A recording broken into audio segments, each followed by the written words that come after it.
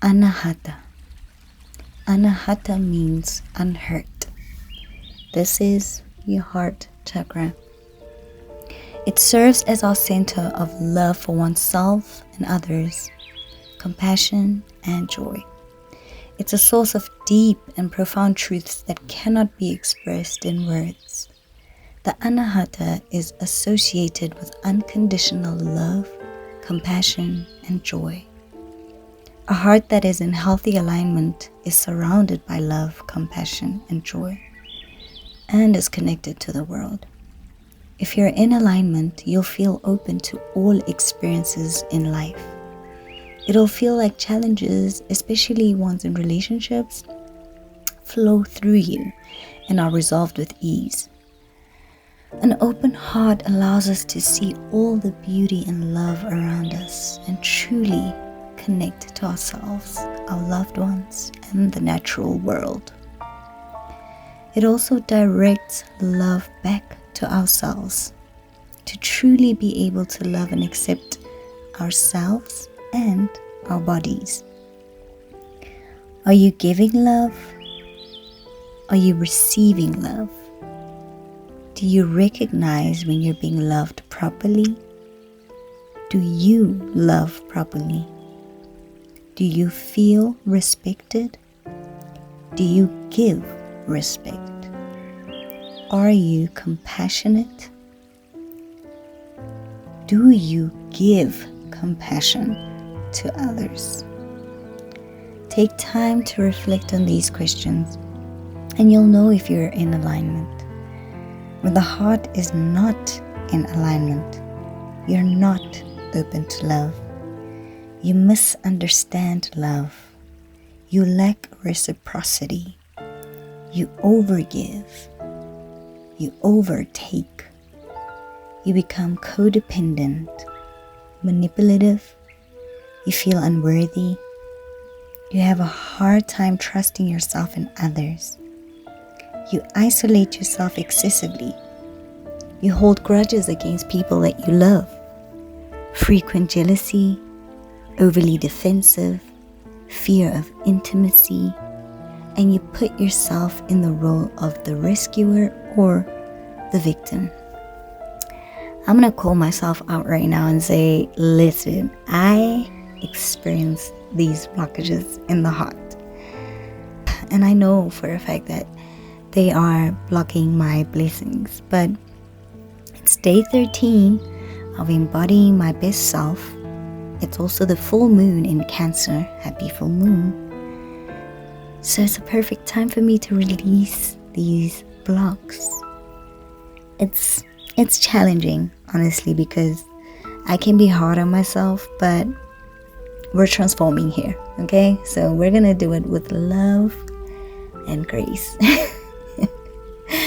For someone who's been hard on myself for years, it's very different to approach myself with ease. It's very different to approach myself like I would a 3-year-old, because essentially that is what you need. A closed heart stems from past emotional wounds, rejection, abandonment, loss experienced in childhood or later in life, early criticism, shame, or lack of nurturing love that can lead to this blockage, making it difficult to form healthy relationships. So, it's not entirely your fault, okay? Your childhood experiences or trauma could be the cause. I know that with me, I lost my father at the age of 16, and we had the best relationship. So when he passed away, it was a huge adjustment for me. The loss, along with my people-pleasing habits, were the cause of this blocked heart that I had. So in turn, I attracted a lot of narcissistic relationships, I was constantly shape-shifting into an understanding girlfriend. I had pick-me energy. And I can say that with love today, that I realize now how toxic and manipulative that was. But I also understand why I acted the way I did, because I was afraid. I was afraid of rejection. I was terrified of loss, because loss is one of the most painful things I've ever experienced. It would be difficult to move on because I would convince myself that no one else will love me. I'd find myself compromising my self-worth just to avoid getting dumped. But guess what? I'd still get dumped. So take it from me when I say that there's no reward from being overly understanding and constantly compromising to your own detriment. There's no reward, just trauma. I carried this energy for years. I became addicted to the pain to a point where healthy relationships would repulse me. They would bore me. I was just so used to the drama. And all in all, I was just really living in fear. I found myself in this loop for most of my 20s, if not all. And as I matured, I decided, you know what? I don't want to experience this pain anymore. And this is when I began my self-love journey. I chose to give myself the compassion that I seeked outside of myself. And to this day, I'm realizing that the emotional baggage that I carried for years takes quite a while to release. So every day is an opportunity to relearn and to trust again. I had to acknowledge and accept that the love I give to others could nurture me as well. I'm still learning though on how to let go of the fear that's holding me back from love. But I'm gracefully doing this with so much love. When there's too much energy in the heart, you become too clingy, demanding, you struggle with boundaries. You're constantly seeking external validation. Jealousy can also resurface, specifically when you see others receiving the affection that you feel entitled to.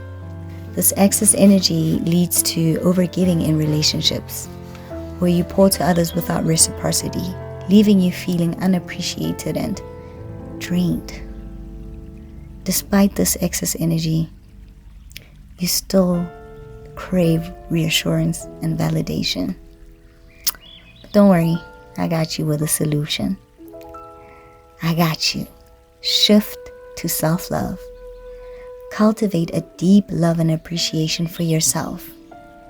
It will help you stabilize your energy. Journal. Find ways to release this energy by being open and vulnerable. This way, you'll be able to see the truths that you are unaware of.